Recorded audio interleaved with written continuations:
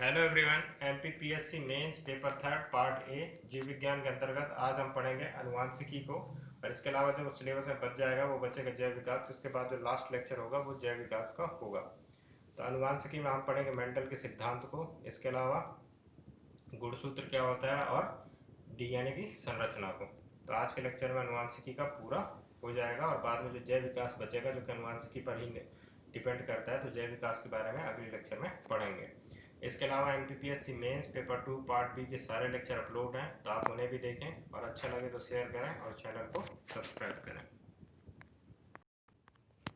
तो सबसे पहले बात करते हैं अनुवांशिकी या जेनेटिक्स का कि अनुवांशिकी क्या होता है, जेनेटिक्स क्या होता है। तो जेनेटिक्स जो शब्द है वो जीन शब्द से बना है, जो कि अनुवांशिकी का एकदम प्राथमिक इकाई है, ये मूल इकाई है। जो भी अनुवांशिकी के जो लक्षण होते हैं वो जीन के माध्यम से ही एक पीढ़ी से दूसरी पीढ़ी में ट्रांसफ़र होते हैं, एक पीढ़ी से दूसरी पीढ़ी में स्थानांतरण होते हैं। तो जीन बहुत इंपॉर्टेंट है, जिस शब्द से ही जेनेटिक शब्द की उत्पत्ति हुआ। तो अनुवांशिकी दरअसल होता क्या है, ये जीव विज्ञान की वह शाखा है जिसमें वंशागति एवं विविधताओं का अध्ययन किया जाता है, अनुवांशिकी कहलाती है। ये इसका डेफिनेशन हो गया।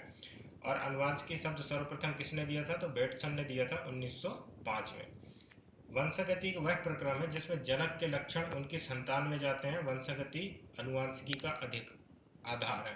तो सबसे इम्पोर्टेंट जो वो है अनुवांशिकी में वो यही है कि जनक के जो लक्षण है उसके संतान में परिलक्षित होते हैं। उसके लक्षण उसमें क्या दिखते हैं, दिखाई देते हैं। जो भी जनक होंगे उनके मेल फीमेल, अगर लैंगिक जनक है तो उसमें मेल फीमेल दोनों के लक्षण परिलक्षित होंगे, किसमें, उसके संतान में। और अनुवांशिकी का जो मूल आधार है वो यही है कि माता पिता के जो गुण हैं या फिर जो भी बीमारियां हैं या जैसे भी उनके अंदर के लक्षण हैं वो अपने संतान पर क्या दिखते हैं, दिखाई देते हैं। इसके अलावा विविधता जनक व संतानों के लक्षणों की समानता की अवस्था है। विविधता का आधार लैंगिक जनन है, जिसके फलस्वरूप संतान में कुछ लक्षण माँ तथा कुछ लक्षण पिता जैसे होते हैं। लैंगिक जनन में दरअसल होता क्या है, अर्धसूत्री विभाजन होता है, ठीक है। तो उसमें माँ के कुछ गुण होते हैं और पिता के कुछ गुण होते हैं। तो जब लैंगिक संबंध स्थापित करता है एक मेल फीमेल, तो उनके बीच में जो पिता का होता है वो क्या होता है, स्पर्म होता है, ठीक है। और माता का क्या होता है, ओवम होता है। तो इनके मिलने से जो जाइगोट बनता है और जाइगोट के बनने से ही क्या बनता है, संतान। और इसके बाद ही संतान की उत्पत्ति होती है। तो जो नई पीढ़ी आती है वो दोनों के मिलने से या दोनों के बीच लैंगिक संबंध स्थापित करने से आगे पीढ़ी बढ़ती है, जिसके वजह से जो आगे वाली पीढ़ी है उसमें दोनों के लक्षण परिलक्षित होते हैं, चाहे वह माँ के हों या पिता के हों। तो क्योंकि माँ और पिता दोनों के ही आधे आधे गुणसूत्र मिलते हैं। जब भी अनुवांशिकी की बात होती है तो सबसे ज़्यादा जिसकी बात होती है वो होती है मेंडल की। तो अनुवांशिकी का जो मूल सिद्धांतों का अध्ययन सबसे पहले किसने किया था, तो वो किया था ऑस्ट्रिया के पादरी ग्रेगोर जोहन मेंडल। इन्हीं ने ही सबसे पहले अनुवांशिकी के बारे में अध्ययन किया था और जानने की कोशिश किया था कि जो उसके पेरेंट, मतलब जो उसके जनक जनक हैं उसके आगे वाली जो पीढ़ी है उसमें उनके लक्षण किस तरह से स्थानांतरित होते हैं और किस तरह से कार्य करते हैं, और उसके जो लक्षण हैं वो कैसे परिलक्षित होते हैं आगे वाली पीढ़ी में। इसलिए मेंडल को क्या कहते हैं, अनुवांशिकी का जनक कहा जाता है, पिता कहा जाता है। तो ये कई बार प्री में पूछा भी जाता है। अब अनुवांशिकी से जो जुड़ी हुई कुछ शब्दावली हैं, इसके अलावा ये बता देता हूँ कि उन्होंने किस तरह से अध्ययन किया था। तो उन्होंने एक मटर के पौधे में उन्होंने पूरा अपना शोध पत्र लिखा था, जिसको उन्होंने किस में क्या कहते हैं, उन्होंने एक शोध पत्र जो लिखा था वो एक तरह से जारी किया था। तो उन्होंने अपना जो मटर के पौधे का अध्ययन था उन्होंने पूरा का पूरा शोध पत्र ब्रून सोसाइटी ऑफ नेचुरल हिस्ट्री के नाम से उन्होंने जारी किया। और उसमें उन्होंने मटर के पौधे को दो तरह से, एक बौने मटर के पौधे और एक लंबा मटर के पौधे के विपर्यासी गुण, मैं बताऊंगा अभी विपर्यासी क्या होता है, मतलब विपरीत गुण वाले दो मटर के पौधों को उन्होंने लिया। और मटर के पौधों में क्या होता है, स्वपरागण होता है। ये आपको याद रहना चाहिए क्योंकि मैं पहले वाले लेक्चर में बताया कि पर परागण और स्वपरागण क्या होता है, ठीक है। तो उसके कितने गुणों को लिया था, हालांकि ये मैंने इसमें लिखा नहीं है, लेकिन ये आप इसको याद कर सकते हैं कि उसने जो गुण लिए थे मटर के, वो लिया था आकार, उनके पुष्प का रंग, पुष्प की स्थिति, फली का आकार, फली का रंग, बीज का आकार और बीज का रंग। ये सारी चीज़ें वो अपने उसमें शामिल किया था कि इसमें शोध में। और इसके बाद उन्होंने देखा कि प्रभावी और अप्रभावी क्या होता है। तो जो प्रभावी होता है इन दोनों के संकरण से, वो किस में प्रभावी होता है, तो वो प्रभावी होता है जैसे कि आकार में लंबा, पुष्प का जो रंग होता है वो बैगनी, और अप्रभावी कौन सा होता है, तो सफ़ेद होता है। और इसके पुष्प की स्थिति क्या होती है, तो अक्षीय होती है। और पार्श्वी होती है। और फूली जो फली का आकार है वो एक फूली हुई होती है, एक चपटी होती है। तो चपटी अप्रभावी और फूली हुई क्या होती है, प्रभावी। और फली का रंग जो है हरा, हरा प्रभावी होता है और पीला अप्रभावी। बीज का आकार फूला हुआ और झुर्रीदार अप्रभावी होता है। और बीज का रंग जो है वो पीला और हरा, तो पीला प्रभावी होता है और हरा अप्रभावी होता है। तो ये गुण थे जिन पे मेंडल ने अपनी एक रिसर्च पेपर जारी किया था, शोध पत्र जारी किया था, ब्रून सोसाइटी ऑफ नेचुरल हिस्ट्री के नाम पे, जिन्होंने जो उसने मटर के पौधे पर अध्ययन किया था। और इसके बाद ही उन्होंने डीएनए में ये बात का निर्भर मतलब बताया था कि उसके अंदर जीन्स होते हैं जो कि हमारे प्रभावी लक्षण जो एक पीढ़ी से दूसरी पीढ़ी में स्थानांतरित होते हैं उसके बारे में उन्होंने स्पष्ट रूप से बताया था कि ये किस पर निर्भर करते हैं, तो जीन्स पर निर्भर करते हैं जो कि डीएनए और आरएनए पर मिलता है। तो इम्पॉर्टेंट है। इसके अलावा अनुवांशिकी से जुड़ी जो शब्दावली हैं वो भी इम्पॉर्टेंट है। आपको समझ में आना चाहिए कि अनुवांशिकी में कौन कौन सी शब्दावली हैं, क्योंकि ये परिभाषा के रूप में भी कई बार पूछता है। तो सबसे पहले तो जीन, क्योंकि पूरा का पूरा जो अनुवांशिकी है वो किससे चलता है, जीन से ही चलता है, और इसका नाम भी जीन से ही जेनेटिक्स पड़ा है। इसके बाद उसको अनुवांशिकी कहते हैं। तो कोशिका के अंदर का वह भाग जो किसी सजीव के लक्षणों को नियंत्रित करता है जीन कहलाता है। बस इम्पोर्टेंट यही है कि जो किसी भी व्यक्ति या किसी भी जीव के किसके उसके लक्षणों को नियंत्रित करता है वो क्या कहलाता है, जीन कहलाता है। ये डीएनए का छोटा सा खंड होता है जिस पर आनुवंशिकी कोड पाए जाते हैं। जॉनसन ने जीन शब्द को दिया था, मेंडल ने जीन को कारक फैक्टर कहा था। मतलब उन्होंने ही बताया था कि इसी के कारण जो भी हमारे लक्षण हैं वो जो पेरेंट्स हैं उसके बाद जो अगली पीढ़ी है, तो संतान वाली जो पीढ़ी है उसमें जो लक्षण परिदृश्य होते हैं या लक्षण जो दिखाई देते हैं वो किस पर निर्भर करते हैं, तो जीन्स पर निर्भर करते हैं। तो आपको जीन का डेफिनेशन आना चाहिए। और किसने इसको पहले शब्द दिया था, तो जॉनसन ने दिया था। और इसकी परिभाषा क्या है, तो परिभाषा है कोशिका के अंदर का वह भाग जो किसी सजीव के लक्षणों को नियंत्रित करता है क्या कहलाता है, जीन कहलाता है। ठीक है। इसके अलावा है युग्मनज। तो इसमें होमोजाइगस कहते हैं या युग्मनिज, समयुग्मनिज या होमोजाइगस। तो ये एक शब्द है, इसमें अंग्रेजी का शब्द ही सबसे इंपॉर्टेंट है, होमोजाइगस ही आप याद करो। यदि एलील के जोड़ों में दोनों एलील समान होते हैं तो इसे समयुग्मनिज या होमोजाइगस कहते हैं। जैसे कि टी टी और टी टी। तो ये जो कैपिटल टी है वो अपन लंबे के लिए प्रदर्शित करते हैं और स्मॉल टी है वो छोटे के लिए प्रदर्शित करते हैं। तो जो होमोजाइगस होंगे उसमें इस तरह का दिखाई देगा, या शुद्ध रूप जो होगा होमोजाइगस में, वो शुद्ध रूप क्या होगा, यही होगा किसी भी बीज का। युग्म विकल्पिक या एलील, एलील किसको कहते हैं, तो लक्षणों का नियंत्रण करने वाले जीन के एक या अधिक संभावित रूप जो गुणसूत्र में एक ही समान पाए जाते हैं एलील कहलाते हैं। बस इंपॉर्टेंट ये है कि उनके संभावित रूप जीन्स मतलब एक ही प्रकार के जीन्स इनके संभावित रूप एक जैसे होंगे और एक ही स्थान पर पाए जाते हैं। इम्पॉर्टेंट ये है, क्या कहलाते हैं, एलील कहलाते हैं।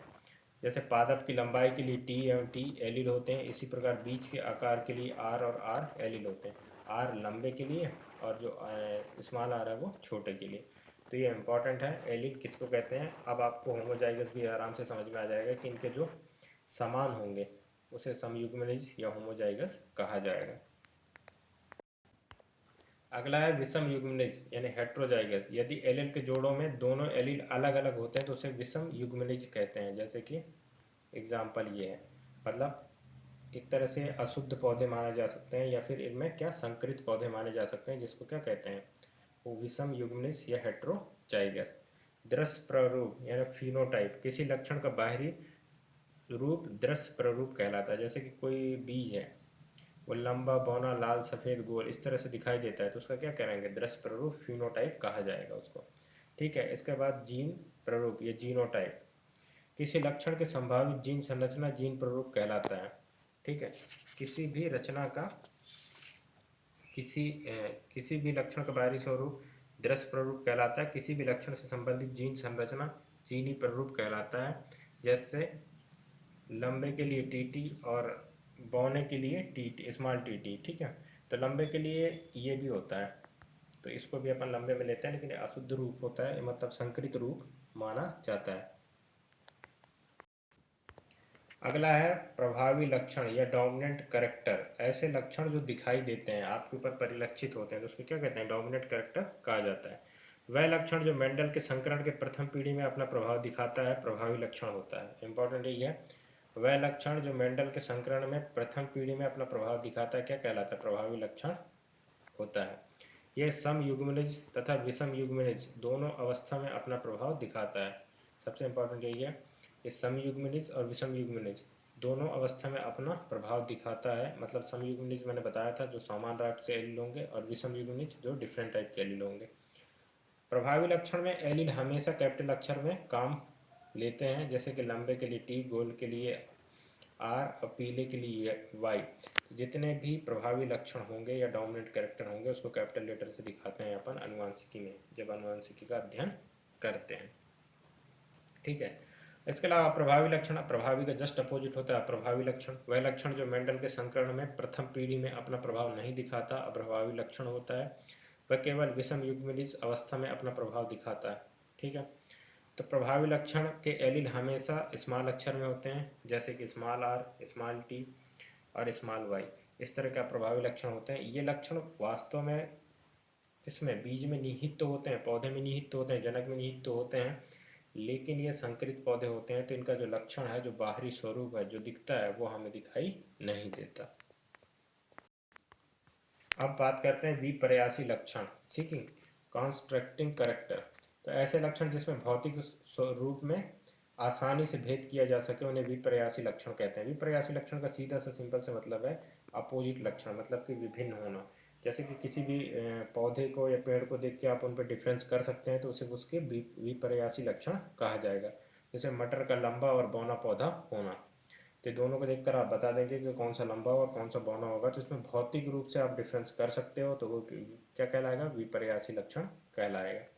संकरण, संकरण सभी को पता होगा। हाइब्रिड क्या होता है, जब दो विपर्यासी लक्षण वाले पौधों को क्रॉस कराया जाता है तो उससे प्राप्त संतति पौधों को संकर या हाइब्रिड कहते हैं, तथा इस क्रिया को संकरण कहा जाता है। इसके अलावा एकल संकरण, तो एकल संकरण में क्या कहता है, जब एक ही प्रकार के विपर्यासी लक्षणों का उपयोग करके संकरण कराया जाता है तो उसे एकल संकरण कहते हैं। एकल संकरण, एकल संकरण से ही जो मेंडल का प्रथम सिद्धांत है, जो उन्होंने अध्ययन में अपने बारे में शोध थ्योरी में लिखा था, तो ये इसी में लिखा था। ठीक है, इसमें क्या कहता है, जब एक ही प्रकार के विपर्यासी लक्षणों का उपयोग करके संकरण कराया जाता है तो उसे एकल संकरण कहते हैं। जैसे कि टी को, मतलब जो लंबा पौधा है उसके बौने पौधे थे, तो लंबे पौधे का शुद्ध रूप और बौने पौधे का शुद्ध रूप दोनों को लेकर अगर संकरण कराया जाता है तो क्या होगा, प्रथम पीढ़ी जो F1 पीढ़ी आएगी उसमें क्या प्राप्त होगा, तो सारे के सारे पौधे क्या होंगे, लंबे होंगे। एक में भी जो डोमिनेंट कैरेक्टर है या प्रभावी लक्षण है वो छोटे या बौने का दिखाई नहीं देगा। ये इम्पोर्टेंट है। पर अगर उसी में से जो प्राप्त बीज हैं उनका दोबारा संकरण कराया जाए, ठीक है, F2 पीढ़ी में, मतलब एक बार तो आपने संकरण कराया शुद्ध रूप में, अब अशुद्ध रूप में अगर उनका संकरण आप कराते हो तो दूसरे पीढ़ी में आपको जो बौने पौधे का शुद्ध रूप है वो भी प्राप्त होगा, और जो लंबे पौधे का शुद्ध रूप है वो भी प्राप्त होगा, और इसका अशुद्ध रूप भी देखने को मिलेगा। जैसे कि ये लंबे पौधे का शुद्ध रूप, ये बौने पौधे का शुद्ध रूप, और ये दोनों मिक्स मतलब अशुद्ध रूप भी देखने को मिलेंगे। तो दूसरी पीढ़ी में वो दोनों लक्षणों को परिलक्षित करेगा और शुद्ध रूप में भी परिलक्षित करेगा। आगे है द्विसंकरण, मतलब डाई हाइब्रिड क्रॉस क्या होता है। तो जब दो प्रकार के विपर्यासी लक्षणों का उपयोग करके संकरण कराया जाता है तो उसे द्विसंकरण कहते हैं। जैसे कि आर आर और आर आर, इसमें दो लक्षणों को सिंपली वो कराया जाता है, क्या कराया जाता है, संकरित कराया जाता है दो लक्षणों को। अभी हम एक लक्षण को देख रहे थे, अब दो लक्षणों को कर रहे हैं। तो द्विसंकर में दो लक्षणों को देख रहे हैं, तो उसके जो F1 जनरेशन होगा अपन को इस तरह से मिलेगा।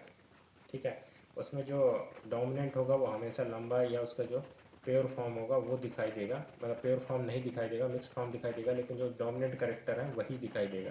ठीक है, इसके अलावा जब आप सेकेंड पीढ़ी में जाओगे तो अगर उसको जो F1 जनरेशन के बीज हैं उनको अगर लेकर आप संकरित कराते हो तो जो नेक्स्ट जनरेशन है उसमें दोनों प्रकार के आपको लक्षण परिलक्षित होंगे, जो स्मॉल है वो भी और जो कैपिटल है वो भी। हालांकि कैपिटल हमेशा, मतलब जो उसके डोमिनेंट कैरेक्टर है वो हैवी होंगे, और जो आदर्श कैरेक्टर थे के लक्षण थे वो बहुत कम रूप से प्रदर्शित होंगे, लेकिन दोनों ही लक्षण परिलक्षित होते हैं F2 कैरेक्टर में या F2 जनरेशन में। इसी प्रकार बहुसंकरण में भी होता है, जिसमें बहुत सारे गुणों को हम संकरित कराते हैं, तो वो जो गुण हैं वो एक दूसरे पे क्या करते हैं, एक दूसरे पर उसका इफेक्ट नहीं पड़ता या एक दूसरे को वो प्रभावित नहीं करते। जब कोई कई प्रकार के लक्षणों का उपयोग करके संकरण कराया जाता है तो इसे बहुसंकर कहते हैं, बहुसंकरण कहते हैं। जैसे कि ये दोनों हो गए, इसमें क्या है, उसकी लंबाई को भी ले लिया, बीज को भी ले लिया, बीज के आकार को भी ले लिया और रंग को भी ले लिया। तीन चीज़ों का अगर आप संकरित कराते हैं तो अगले वाले पीढ़ी में इस तरह से डोमिनेंट कैरेक्टर आपको दिखेंगे। इसके बाद जब F2 जनरेशन में आप जाएंगे तो दोबारा आपको शुद्ध, अशुद्ध और मिक्स रूप तीनों प्राप्त होंगे, और वो एक दूसरे का क्या करेंगे, एक दूसरे को क्रॉस नहीं करेंगे या प्रभावित नहीं करेंगे, वो सिंपली एक दूसरे को एक्सपोर्ट करेंगे और जो दृश्य लक्षण है उन्हें परिलक्षित किया जाएगा। तो ये तीन प्रकार के संकरण हैं। यही तीन प्रकार के संकरणों में ही एकल संकरण, द्विसंकरण और बहुसंकरण, इन्हीं के हिसाब से मेंडल ने अपना सारे आनुवंशिकता के जो नियम थे उन्होंने जो दिया, तीन नियम वो आगे देते हैं। तो मेंडल के आनुवंशिकी के कितने नियम हैं, तो तीन हैं। उन्होंने तीन प्रकार से पूरे जो मटर के फली था उसका अध्ययन किया, उनके बीच में उन्होंने कई बार ये क्रॉस कराए, और इसके बाद संकरण कराने के बाद उन्होंने बहुत सारी चीज़ों को नोटिस किया और देखा, और जब वो नए पीढ़ी या नए संतान की उत्पत्ति के रहे तो उनके लक्षणों का अध्ययन किया, और इसके बाद उन्होंने तीन प्रकार के नियम दिए, एक प्रभाविता का नियम, पृथक्करण का नियम और स्वतंत्र अपरूहन का नियम। ये तीन प्रकार के नियम उन्होंने दिए अपने पूरे अध्ययन में। तो सबसे पहले अपन पढ़ेंगे प्रभाविता का नियम, लॉ ऑफ डोमिनेंस, जो प्रथम संकरण में दिखाया जाता है वही किसमें प्रभाविता के नियम को एक्सेप्ट करता है। तो पहले वाले में आपको भी पता है कि जो डोमिनेंट कैरेक्टर होंगे वही दिखाई देंगे F1 पीढ़ी में। तो F1 पीढ़ी में क्या होता है, एक मतलब संकरण कराया जाता है किसमें, विप्रयासी शुद्ध पौधों में। जो पहले वाले जो बताया था संकरण का, या फर्स्ट संकरण जो किया था उसमें F1 संकरण में क्या किया जाएगा, शुद्ध पौधों का संकरण कराया जाएगा, और जो F1 जनरेशन या F1 पीढ़ी होगी उसमें सिर्फ एक ही लक्षण परिलक्षित होगा, और वो किसका होगा, लंबे होने का, या फिर जो भी डोमिनेंट कैरेक्टर होगा वो सभी पौधों में एक जैसे लक्षण परिलक्षित होगा। तो यह नियम क्या है, तो यह नियम बताता है कि जब किसी प्रजाति के दो विप्रयासी लक्षणों का उपयोग करके संकरण कराया जाता है तो आप प्रथम पीढ़ी में एक ही लक्षण दिखाई देता है जो प्रभावी होता है, तथा अन्य लक्षण दिखाई नहीं देते, जिसे अप्रभावी लक्षण कहते हैं। जब लंबे और बौने पौधे के बीच एक क्रॉस कराया जाता है तो प्रथम पीढ़ी में केवल लंबे पौधे ही देखे जाते हैं। ये प्रथम संकरण में मैंने बताया था वही है। इसका मतलब ये है कि लंबा लक्षण बौना लक्षण पर हावी है, यानी कि उस पर डोमिनेंट कैरेक्टर कौन सा है, लंबा है। इसके कुछ अपवाद हैं, जैसे अपूर्ण प्रभाविता, सह प्रभाविता और बहुप्रभाविता। अपूर्ण प्रभाविता मतलब कभी कभी आपको देखने का मिलेगा कि पूर्ण रूप से प्रभावित नहीं करता कौन सा लंबा लक्षण, और कई आपको बौने पौधे में मिल जाएंगे। सह प्रभाविता मतलब कुछ हद तक वो प्रभावित करता है, जैसे कि फूल के कलर में होता है कि आपको गुलाब में, आप रेड गुलाब आपको चाहिए लेकिन वो गुलाब न सफ़ेद होता है न रेड होता है, बल्कि वो कौन सा हो जाता है, वो होता है गुलाबी। इस तरह से बहुत सारे उदाहरण हैं जिसमें बहुप्रभाविता मतलब आप एक गुण के डोमिनेंट कैरेक्टर को प्रभावित करना चाहते हैं, लेकिन उसकी वजह से भी जो जनक हैं उसके वजह से, या फिर आप ये कह सकते हैं कि उनके आरंभिक लक्षण से वो पूर्ण रूप से प्रभावित न होकर वो कई क्षेत्रों में प्रभावित अपने आप को प्रभावित दिखाते हैं। उसके लक्षण जो डोमिनेंट लक्षण है वो कई क्षेत्रों में होते हैं, वो लंबाई हो, आकार हो, या उनके रंग हो, इसके अलावा उनका उत्पादन हो, इस सब चीज़ों में दिखाई पड़ता है। अब मेंडल का जो दूसरा नियम था वो था पृथक्करण का नियम। ठीक है, तो पृथक्करण के नियम में मतलब लॉ ऑफ सेग्रीगेशन में क्या करते हैं कि F1 पीढ़ी में जो प्राप्त होते हैं बीज, ठीक है, उन दोनों में क्या होता है कि जो लंबा करेक्टर है या फिर जो डोमिनेंट करेक्टर है वो दिखाई देता है, तो वो डोमिनेंट करेक्टर को उठाते हैं और उन दोनों के बीच में क्या कराते हैं, संकरण कराते हैं। तो जब संकरण कराते हैं तो जो उनका जीन प्ररूप होता है वो 1:2:1 का हो जाता है। मतलब क्या कि इसमें एक एक शुद्ध रूप मिलता है पौधों का। पहला एक रूप से जो होगा वो कि लंबे पौधे का एक शुद्ध रूप मिलेगा और बौने पौधे का एक शुद्ध रूप मिलेगा, लेकिन जो दो होंगे वो लंबे पौधे के अशुद्ध रूप मिलेंगे। तो अगर लंबे और बौने में अगर आप अनुपात देखोगे तो कौन देखेगा, 3:1 का होगा, लेकिन अगर आप शुद्ध रूप में देखोगे तो 1:1:2 का मिलेगा। और इसमें जो डोमिनेंट कैरेक्टर होगा वो लंबा का होगा, लेकिन आपको इसमें कुछ बौने पौधे भी मिलेंगे। तो जब उन्होंने प्रैक्टिकल किया, अपना जो फॉर्म था उसमें जब मटर के पौधों को लगाया तो दोबारा उन्होंने संकरण कराया तो उनको ये लक्षण दिखे और ये उनका रिजल्ट मिला। तो उसे उन्होंने क्या कहा, पृथक्करण का नियम, जिससे दोबारा आप शुद्ध पौधे प्राप्त कर सकते हो। तो इसमें क्या होता है कि युग्मकों के निर्माण के समय एलील के जोड़े में से प्रत्येक एलील एक दूसरे से पृथक होकर संतति में जाता है। उदाहरण के लिए जब एकल संकर संकरण में प्रथम पीढ़ी के पादपों का आपस में संकर कराया जाता है तो द्वितीय पीढ़ी में लंबे पादपों के साथ साथ बौने पौधे भी प्राप्त होते हैं। यही है कि लंबे पौधे तो आपको मिलेंगे ही मिलेंगे, साथ ही कुछ बौने पौधे भी आपको मिलेंगे, जिससे उन्होंने ये बताया कि शुद्ध और बौने पौधे का शुद्ध रूप और अशुद्ध रूप जो होगा वो इस रूप से प्राप्त होगा। युग्मकों के निर्माण में एक दूसरे से अलग होते हैं। इस सिद्धांत को युग्मकों की शुद्धता के नियम के रूप में भी जाना जाता है। यही है कि आप यहाँ से शुद्ध बीज प्राप्त कर सकते हैं और इसको ही युग्मकों की शुद्धता का नियम भी कहा जाता है। अब क्या है कि तीसरा नियम है स्वतंत्र अपूहन का नियम या लॉ ऑफ इंडिपेंडेंट एस्ट्रोमेंट का जो नियम होता है वो क्या होता है, एसोर्टमेंट जो होता है उसमें क्या कहते हैं कि जब आप बहुत सारे पौधे लेते हैं, मतलब बहुत सारे पौधे नहीं, एक पौधे के बहुत सारे गुणों के बीच में संकरण कराते हैं। तीसरे नियम में क्या करते हैं आप कि एक पौधे के बहुत सारे गुणों के साथ दूसरे पौधे के बहुत सारे गुणों का संकरण कराते हैं। तो उसके जो लक्षण है ना वो एक पौधे के जो लक्षण है वो दूसरे पौधे में के मतलब पृथक जो लक्षण है वो दूसरे लक्षण पर क्या होगा, डोमिनेट नहीं करेगा, उसको प्रभावित नहीं करेगा। तो इसका सिंपल सा मतलब है कि जब दो या दो से अधिक लक्षणों का उपयोग करके संकरण कराया जाता है तो प्रत्येक लक्षण स्वतंत्र रूप से संतति में जाता है, ना कि वह एक दूसरे को क्या करता है, प्रभावित करता है या उसके डोमिनेट कैरेक्टर को प्रभावित करके या कमज़ोर करके या उसे परिवर्तित नहीं करता, बल्कि वो जो कैरेक्टर के लिए आप संकरण कराते हैं वो कैरेक्टर पे ही संकरण होता है और एक रूप से सेपरेट रूप से वो संकरित होकर नए पौधे में वो गुण आपको परिलक्षित होंगे। इसका उदाहरण है लंबा हरा तथा बौना पीला पादपों में संकरण कराया जाता है तो लंबे के साथ पादप पीला एवं बौने पादप के साथ हरा लक्षण भी दिखाई देता है, जो कि स्वतंत्र अपवहन को दिखाता है। इसके भी थोड़े अपवाद हैं, वो है सहलगनता और पुनर्योजन। तो आप ये देख लेंगे। अब मेंडल के सिद्धांत का महत्व क्या है, कई बार यही पूछ लेता 3 नंबर में कि महत्व बताइए। तो क्या है, यूजेनिक्स और सुजेनिक्स मेंडलिज्म पर आधारित है। इसके अलावा मेंडल के सिद्धांत के आधार पर जानवरों पौधों की किस्मों में विभिन्न संकर नस्लों का उत्पादन किया जाता है और प्रोडक्शन बढ़ाया जा सकता है। साथ ही साथ जो अच्छे जीन्स हैं जिन पौधों के, उन जीनों को भी ट्रांसफ़र किया जा सकता है।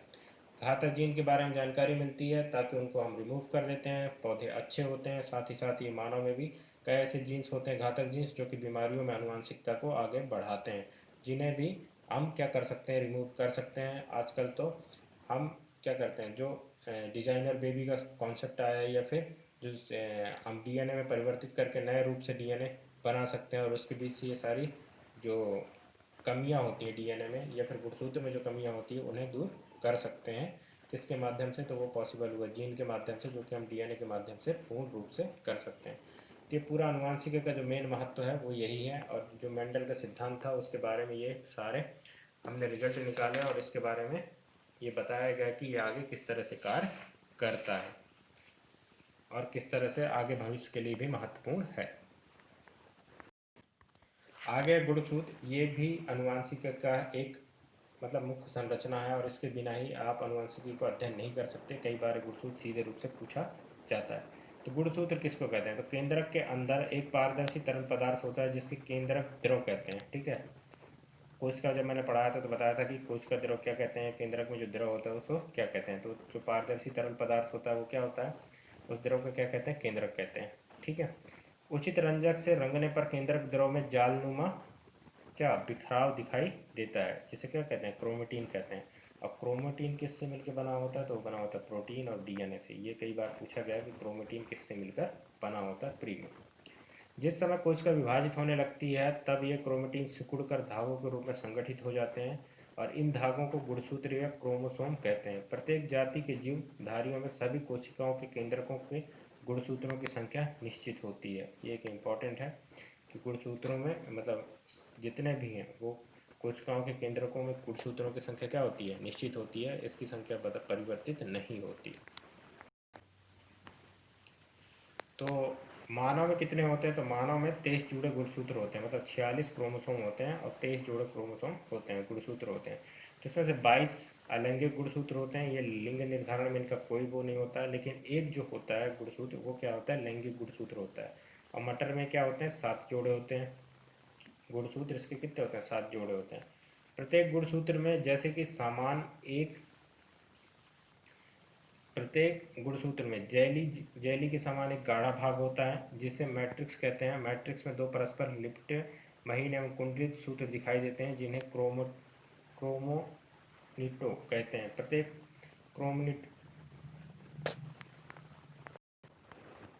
प्रत्येक क्रोमिनीमेटा अर्ध गुण सूत्र कहलाता है। इस प्रकार प्रत्येक गुणसूत्र दो क्रोमोडिटो का बना होता है। दोनों क्रोमोटिड एक निश्चित स्थान पर जुड़े होते हैं जिसे सेंट्रोमियर कहते हैं। तो ये इसके अलावा गुणसूत्रों से ही किसी भी जो लैंगिक जनक होता है उसमें मानव में मुख्य रूप से क्या होता है? लिंग निर्धारण किससे होता है? तो ये निर्धारण होता है किससे? क्रोमोसोम या गुणसूत्रों से। तो लिंग निर्धारण की जिम्मेदारी पुरुष के शुक्राणु में होती है, महिला के अंडाणु की नहीं होती, क्योंकि महिला के अंदर एक ही प्रकार की युग्मक बनता है। तो महिला के अंदर क्या बनता है? 44 प्लस XX, इसलिए महिला को होमोगैमिट सहयुग्मिक होती हैं। और पुरुषों में अन्य दो प्रकार के शुक्राणु कोशिकाएं होती हैं, 22 प्लस X और 22 प्लस Y। तो ये युग्मक के संभावना के फलस्वरूप पुरुषों में विषम युग्मनिक कहलाते हैं और इसी के माध्यम से मेल और फीमेल जो कि जनक के आगे जो पीढ़ी बढ़ती है उनका विस्तार होता है। इसके अलावा होता है गुणसूत्र पर बहुत से जीन पाए जाते हैं जिसके कारण एक पीढ़ी से दूसरे पीढ़ी को आनुवांशिक लक्षण स्थानांतरित होते हैं। यही इम्पोर्टेंट है और यहीं से जो आनुवांशिक लक्षण है वो एक से दूसरे जो संतान है उसमें जाते हैं। जीन ही हमारे आनुवांशिक गुणों के लिए उत्तरदायी होता है।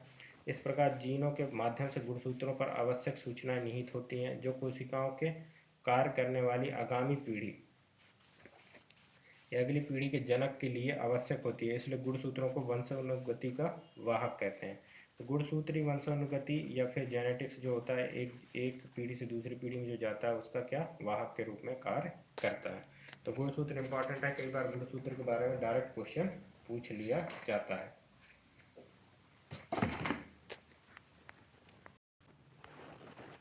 डीएनए और आरएनए की संरचना। तो डीएनए सब लोगों ने देखा होगा हेलिकल संरचना होता है इस तरह से। तो ये आपको आना चाहिए, आगे मैं इसका डायग्राम भी बताऊंगा कि किस तरह से ये हेलिकल संरचना होता है और इसमें किस तरह से ये जीन्स होते हैं और किस तरह से हेलिकल संरचना के बीच हाइड्रोजन बॉन्ड्स वगैरह भी पाए जाते हैं। तो डीएनए जो होता है वो सबसे पहले किसने दिया था, इसको संरचना को प्रस्तुत किया था? तो वो होता वाटसन और क्रिक ने। ये बहुत बार पूछा कि खोज किसने किया था? वाटसन क्रिक ने किया था 1953 में। डीएनए की संरचना दो पॉलीन्यूक्लियोटाइड चैनों द्वारा होती है। ये जो चैन मैंने बनाए हैं पॉलीन्यूक्लियोटाइड चैन होती हैं, इनके द्वारा ही होती है। ये विपरीत दिशाओं में घुमाकर द्विचक्राकार संरचना बनाती हैं और यही पूछा जाता है कि डीएनए की संरचना कैसी होती है? तो हेलिकल होती है, द्विचक्राकार होती है।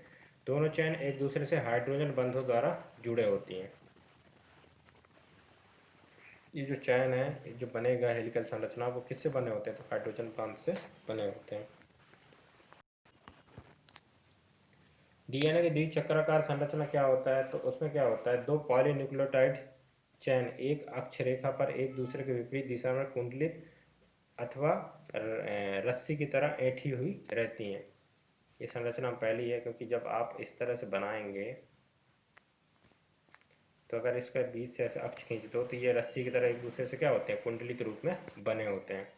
पॉलीन्यूक्लियोटाइड चैनों के लेस बेस लंबी अक्षरेखा के सीधे तल में रहते हैं तथा सीढ़ी के डंडों के आकार की संरचना होती है। सीढ़ी के डंडों के आकार की संरचना ये वाली होती है जिन पे हाइड्रोजन बॉन्ड बने होते हैं।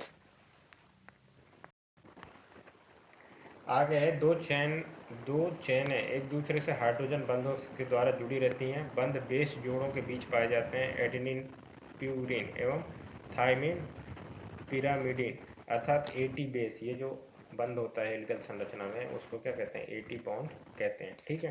बेस जोड़ों के बीच में सदैव दो हाइड्रोजन बंध तथा ग्वानिन प्यूरिन तथा साइटोसिन पिरामिडिन अर्थात जीसी बेस जोड़ों के बीच सदैव तीन बंध पाए जाते हैं।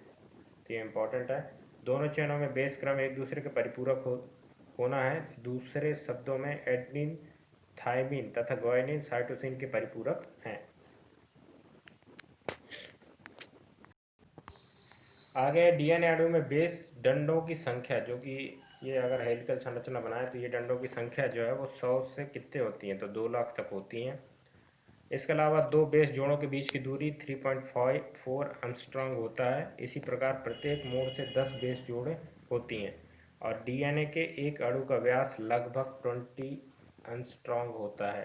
तो ये आपको याद होना चाहिए। ये थोड़ी सी जानकारी है जो कि ऑब्जेक्टिव भी पूछा जा सकता है। इसके अलावा आप इसको लिखेंगे तो भी इम्पोर्टेंट रहेगा।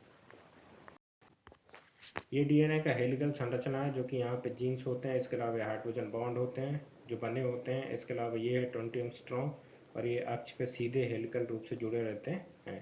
तो ये डीएनए की संरचना है जो कि हेलिकल संरचना डीएनए का होता है। और जो दूसरा संरचना है या दूसरा जो है वो है क्या, डीएनए के बाद आरएनए राइबो न्यूक्लिक अम्ल, डीऑक्सी राइबो न्यूक्लिक अम्ल डीएनए का, और आरएनए का राइबो न्यूक्लिक अम्ल। तो ये संरचना सेम ही होता है। इनका सिर्फ और सिर्फ क्या है, इसके अंतर्गत जो बेस होता है उसमें अंतर होता है। तो इसकी संरचना डीएनए जैसी होती है। इसमें अंतर सिर्फ बेस का होता है। आरएनए में थाइमिन के स्थान पर यूरोसिल नामक बेस पाया जाता है। ये आपको याद रखना चाहिए कि आरएनए में कौन सा बेस पाया जाता है, तो यूरोसिल नामक बेस पाया जाता है। यह कोशिका के अंदर तथा साइटोप्लाज्मा दोनों में पाया जाता है। कहाँ पाया जाता है, कोशिका के अंदर और साइटोप्लाज्मा दोनों में पाया जाता है। सामान्यतः आरएनए एक सूत्री होता है, परंतु कुछ वायरसों में यह द्विसूत्री या डबल हेलिकल भी होता है। एग्जाम्पल क्या है इसका, रीनो वायरस एवं वुंड ट्यूमर, ये दो प्रकार के होते हैं। इसके अलावा आरएनए का मुख्य कार्य प्रोटीन संश्लेषण में सहायता करना है, परंतु कुछ पादप वायरसों में अनुवांशिक पदार्थों के वाहक का कार्य करता है। जैसे कि तंबाकू के मुजैक वायरस है, उसमें ये अनुवांशिकी का भी क्या करता है, वाहक के रूप में कार्य करता है। लेकिन इसका मुख्य कार्य क्या होता है, तो प्रोटीन संश्लेषण का। तो ये सारे ऑब्जेक्टिव में पूछे जा सकते हैं कि बेस क्या होता है, कहाँ पाया जाता है। इसके अलावा इसकी संरचना एक सूत्री होती है। एक कौन सा कार्य करता है, तो प्रोटीन के संश्लेषण का कार्य करता है। आरएनए के प्रकार, कई बार ये भी पूछा जाता है कि आरएनए के कितने प्रकार होते हैं, तो राइबोसोमल आरएनए ये पहला प्रकार होता है। ये क्या होता है, ये होता है कोशिका में उपस्थित कुल आरएनए का 7.5% भाग होता है आरएनए का, ठीक है। ये राइबोसोम पर लगे रहते हैं और प्रोटीन संश्लेषण में सहायता करते हैं। इसका संश्लेषण न्यूक्लियोल में होता है। यह अत्यंत स्थिर प्रकृति का होता है। सबसे इंपॉर्टेंट ये है कि इसका परसेंटेज कितना होता है आरएनए में, 7.5%, और ये स्थिर प्रकृति का होता है। प्रोटीन संश्लेषण के कार्य करता है। इसके अलावा है स्थानांतरण आरएनए। ये कोशिका में उपस्थित कुल आरएनए का 15 से 25% भाग होता है। इसके टीआरएनए भी कहते हैं, ट्रांसफर आरएनए होता है। सभी प्रकार के आरएनए में सबसे छोटा ट्रांसफर आरएनए या स्थानांतरण आरएनए होता है। इससे